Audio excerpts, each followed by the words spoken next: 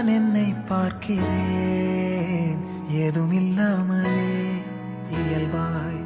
சுடர் போல் தெளிவாய் நானே இல்லாத ஆழத்தில் நான் வாழ்கிறேன் கண்ணாடியாய் பிறந்தே காண்கின்ற எல்லாமும் நான் ஆகிறேன்